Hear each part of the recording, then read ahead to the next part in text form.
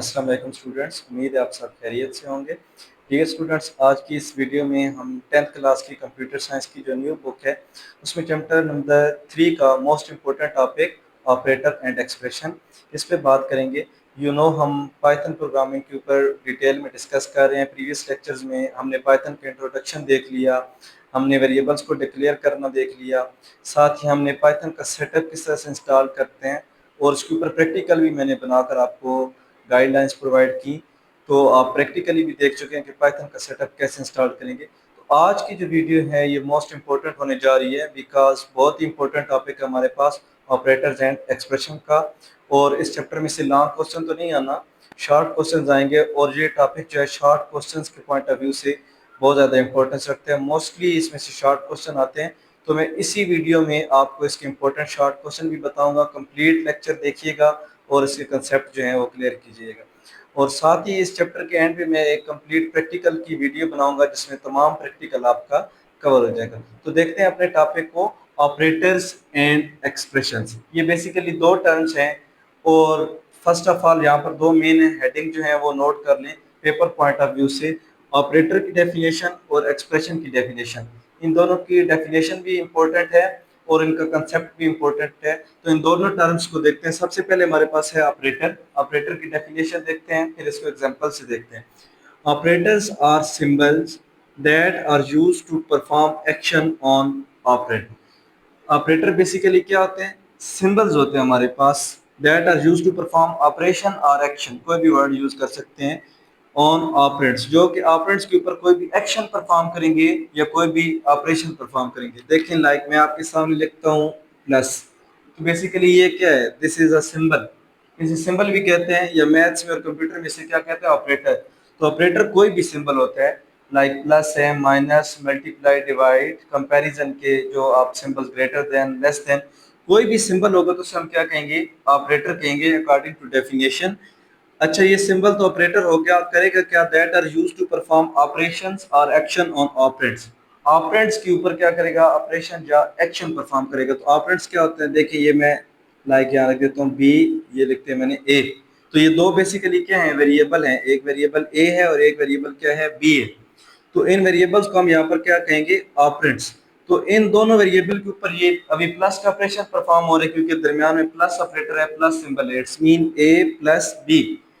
इसी तरह से अगर मैं सिंबल चेंज करूं, मैं यहाँ पर माइनस लगा देता हूं, तो अब ऑपरेटर चेंज हो गया, सिंबल चेंज हो गया, माइनस, और ऑपरेंड्स कौन से हैं? ए plus B.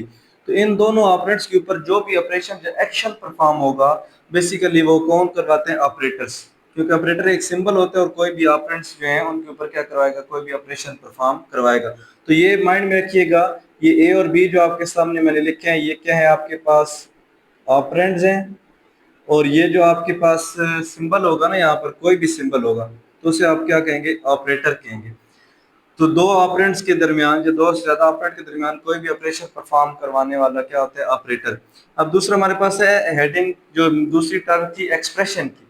Expression are combination of values and operators that produces a result. Expression basically values का और ऑपरेटर्स का क्या होती है? कॉम्बिनेशन, जो कि फिर फाइनल एक रिजल्ट प्रोड्यूस करते हैं। लाइक यहाँ पर मैं लिखता हूँ आपके सामने 2 + 6। तो ये देखिए आपके पास दो वैल्यूज हैं 2 और 6 और दरमियान में एक ऑपरेटर यूज हो रहा है। डेफिनेशन में भी हमने ये देखा कि जब वैल्यूज, मल्टीपल वैल्यूज और ऑपरेटर कंबाइन हो जाए तो क्या बनती है? एक्सप्रेशन। और फिर ये एक्सप्रेशन क्या देगी? आगे रिजल्ट देगी। जैसे 6 + 2 क्या बनता है? 8 बनता है। तो वैल्यूज और ऑपरेटर का कॉम्बिनेशन भी एक्सप्रेशन कहलाता है और आपका ऑपरेंड भी इसमें हो सकते हैं, लाइक ए माइनस बी। तो ये भी क्या होगी? आपकी एक्सप्रेशन होगी।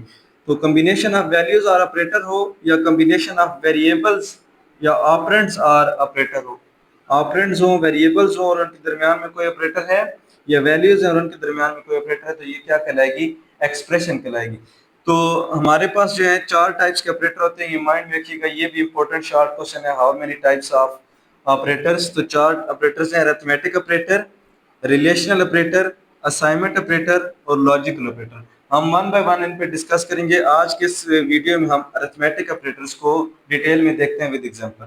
तो बेसिकली अरिथमेटिक ऑपरेटर हमारे पास कंप्यूटर में टोटल 7 है। ये plus, minus, multiply, divide, mod, floor division, exponentiation.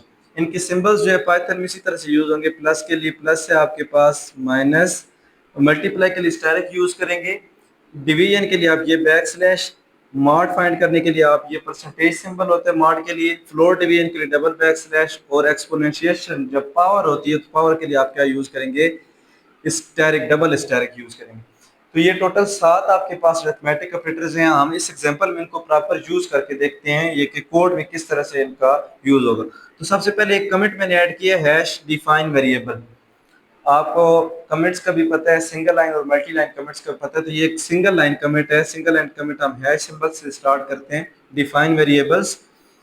ये अब हमारे कोड का पार्ट नहीं होगा जो कमेंट है। तो यहाँ से देखें दो वेरिएबल बनाए हैं, ए को वैल्यू असाइन कर दिए 10, बी को क्या वैल्यू असाइन कर दिए 3। आप एक लाइन में भी वेरिएबल जो डिक्लेयर कर सकते हैं, प्रीवियस लेक्चर में मैं बता चुका हूँ, और इस तरह सेपरेट भी कर सकते हैं।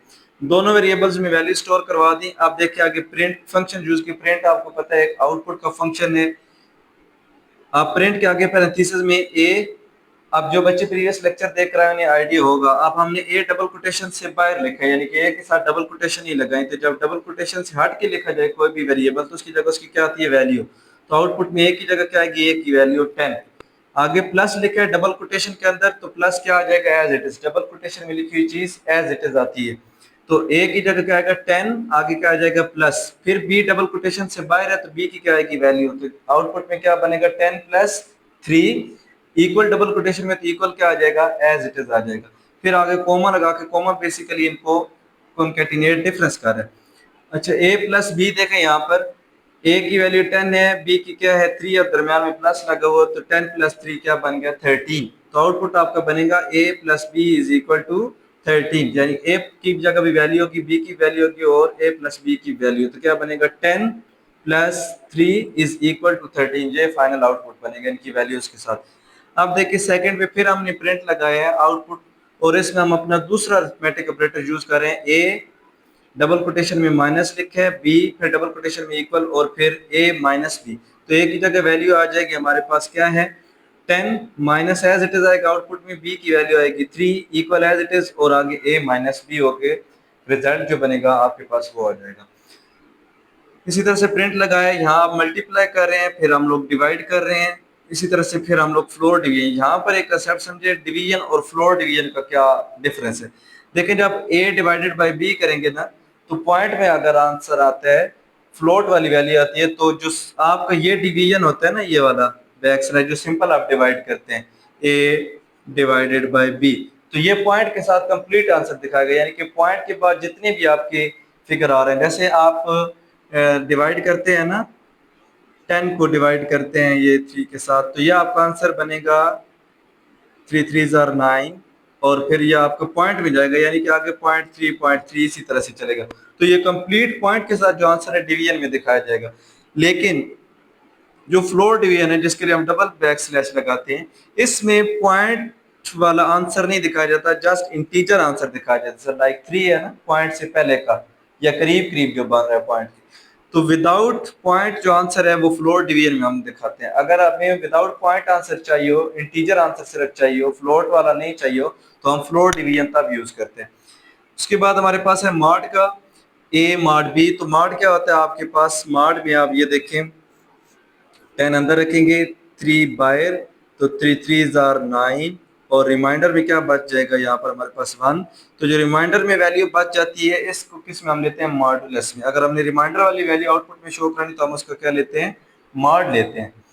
उसके बाद लास्ट पे हमारे पास है ए डबल स्टैरिक यूज किए, बी इक्वल टू और ए डबल स्टैरिक बी। तो ये क्या होता है, एक्सपोनेंशिएशन, पावर के लिए किसी भी नंबर की आपने पावर फाइंड करनी है तो आप डबल स्टैरिक यूज करके, और इस तरह से ये टोटल आपके पास 7 अरिथमेटिक ऑपरेटर्स हैं।